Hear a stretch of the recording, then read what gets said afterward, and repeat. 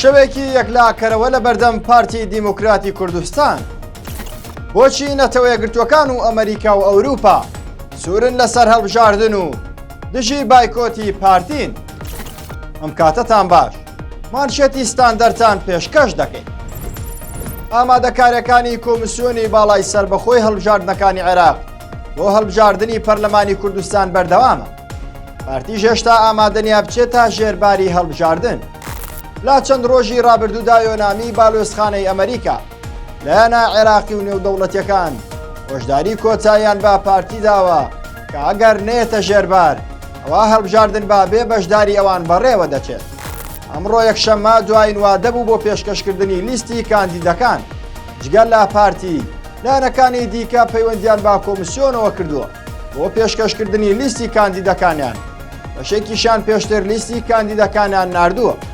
با گوێرەی زانیاریەکان لەسەر داوای یۆنامی ئەمڕۆ کۆمیسیۆن پێشکەشکردنی لیستی کاندیدەکانی تا کات ژمێریان زەی شەو درێژ کردوتەوە.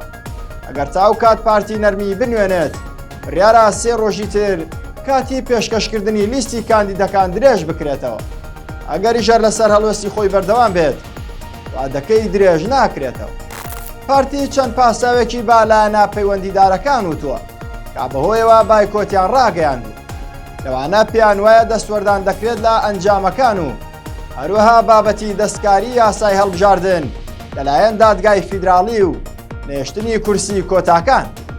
نارانی پارتیش دەڵێن هۆکارەکە پەیوەندی بۆەوە هەیە کە دەرفەتی تەزویر بۆ پارتی نەماوە. کۆمەڵگەی نێودەوڵەتیش پێی وایە کە پاساوەکانی پارتی لاوازن بۆ بایکۆت و پێویست ناکات بەو هۆیانەوە هەڵبژاردن پەک بخرێت. بەتایبەت کوردستان بۆ بەردەوامی و مامەڵەی نێودەوڵەتی پێویستی بە نوێکردنەوەی شەریعەتی دامەزراوەکانی هەیە. دوجار هەرچی بێت ئەم شەو شەوێکی یەکلاکەرەوەیە بۆ پارتی. ئەگەر بڕیارێکی دروست نەدات ئەوە چاودێران پێیان وایە ورزێکی بەردەکەوێت هاوشێوەی کاتی ریفراندۆم و دروستکردنی هاوپەیمانەتی زۆرینا لەگەڵ سەد. هەوکات ڕەنگە ئەزموونی هەرێمی کوردستانیش بخاتە بەردەم مەترسیەوە و پشتیوانی نێودەوڵەتی بۆ هەرێمی کوردستانیش بەهۆی نەمانی دامەزراوەی شەرعی نزیک ببێتەوە لە سفر. هەربۆیەش ئەمریکا و ئەوروپا جەخت لەسەر هەڵبژاردن دەکەنەوە تا بەردەوام بن لە پشتیوانیکردنی خەڵکی هەرێمی کوردستان. هەر شاد